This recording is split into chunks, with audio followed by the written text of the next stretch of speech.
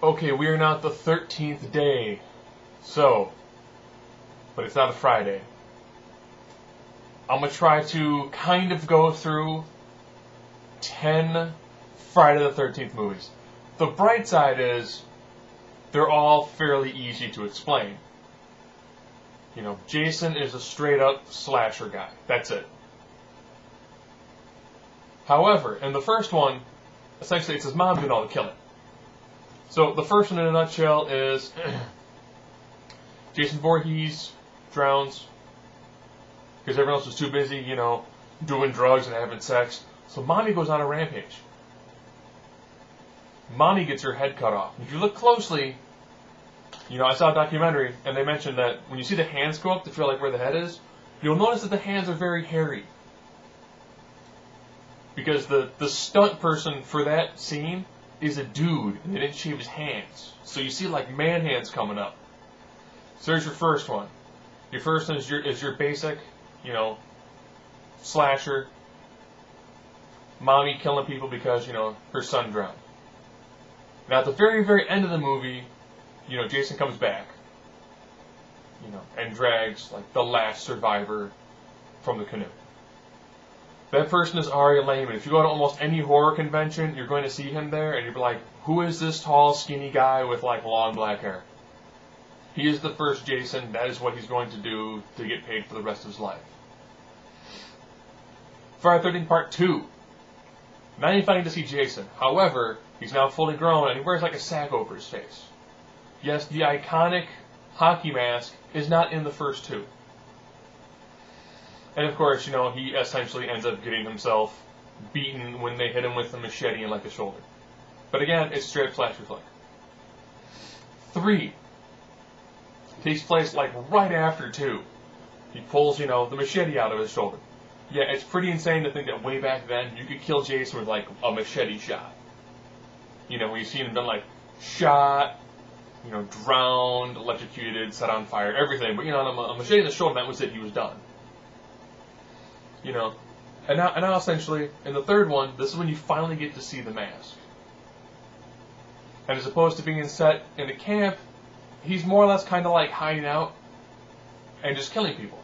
Because he's trying to make sure, you know, that he's getting everyone who he feels is at fault.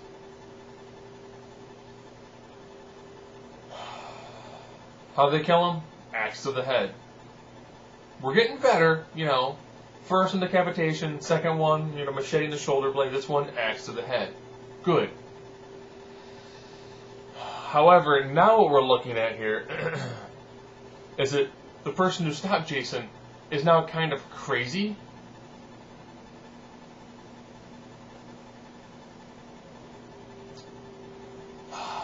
So now, of course, here we're at 4, the final chapter.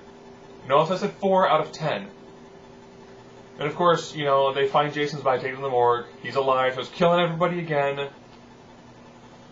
He goes back to the camp, starts killing everybody again.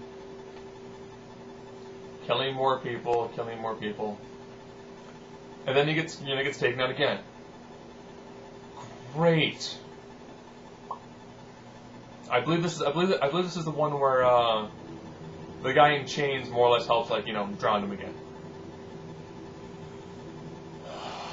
Now we're at a new beginning. This is kind of like the Jason-less one. This will be more kind of like Halloween 3. Essentially, you've got a person who has gone crazy. It's an insane asylum. There's a copycat Jason killer. There you go. There's your 5th one. Now we go to, I believe we're now at Jason Lives. Notice I'm not going into like a lot of detail with these because, to be honest, there really isn't. I mean, you can tell when Tom Savini leaves because you see him go from great practical effects to a lot more cheesy effects. But anyways, here we are now. Jason Lives. They decide to attack Jason's buried body. Why you bury the body of like a mass serial killer slasher who's been like cut and like had his axe cut into his head and everything. I don't know why you bury his body. Well, of course, you throw a fence post into it, and then lightning strikes, and he's brought back from the dead, a la Frankenstein's monster sort of deal. So then he goes back to Crystal Lake, just killing people again. Then he gets chained to a boulder and dropped into the ocean. And dropped into the Crystal Lake. Now, it does get kind of hard to remember exactly how Jason dies in each one, because sometimes it's very memorable, other times it's not memorable. So, now, currently we've got Jason in the body of the lake where he drowns to death.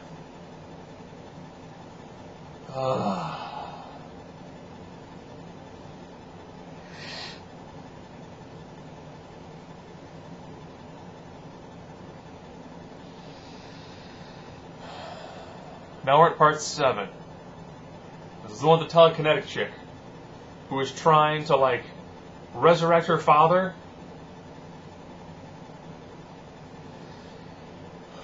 Accidentally resurrects Jason.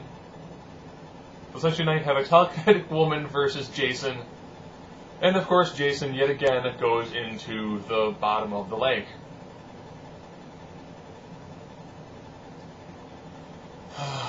Now we're in Jason Takes Manhattan. This is one of the first ones I've ever seen on like the big screen. Essentially the same things before. Electrical cable, and a cruise ship picks up Jason on their way to Manhattan. So, and then he kills everyone on the boat. And then he begins to like fight his way. This is where he takes out like the black pugilist.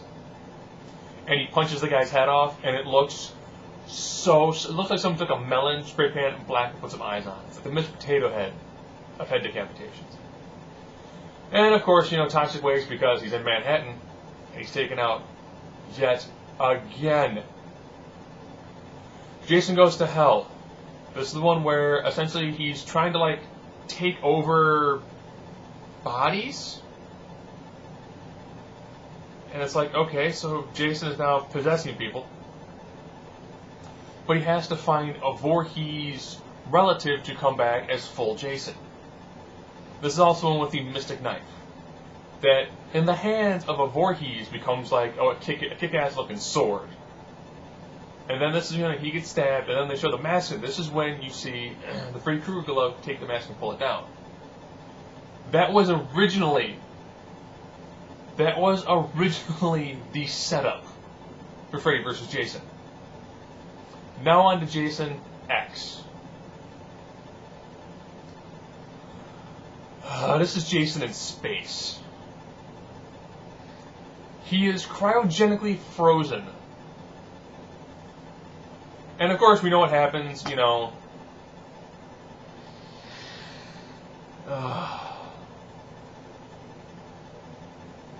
on a rampage in space. They shoot the crap out of his body. And then he falls onto like nanotechs and comes back as like cyborg, super awesome, Jason. And this one has probably one of the funniest scenes. They put him in a holographic chamber. And these two topless girls are like, let's do drugs and have sex. And he grabs them with the sleep bags and he's like beating sleep bags against, trees. So I've just gone through 10 movies. Essentially, you're looking at a slasher flick. I mean, this is like Halloween came out. How are we going to capitalize on it? We're going to go slasher flick, and we're going to throw in more gore, and we're going to throw in some drugs and some nudity. We're going to take what Halloween did, and we're going to push it even farther. And then we're going to end it after 4 because you don't milk the cow too much. And then we're going to do kind of like an offshoot. They're going to say, man, screw that. And then we're going to resurrect every single time using electricity. Until he gets caught in space. So, I guess actually, Jason Goes to Hell. You probably go Jason Goes to Hell. Then it probably goes right into, Freddy vs. Jason. And then somewhere in the future, Jason is still alive after his battles with Freddy. And Michael Myers and Ash and Leatherface and anybody else. And then he gets transported into space. So there actually is continuity, which is weird over like essentially 11 movies. All in all, they're pretty good. It depends if you're in the mood for something that's got a little more practical effects. Go for the early ones. Look for Tom Savini's name on them. If you want to go for more or less just like TNA Slaughterfests, then you look at some of the later ones.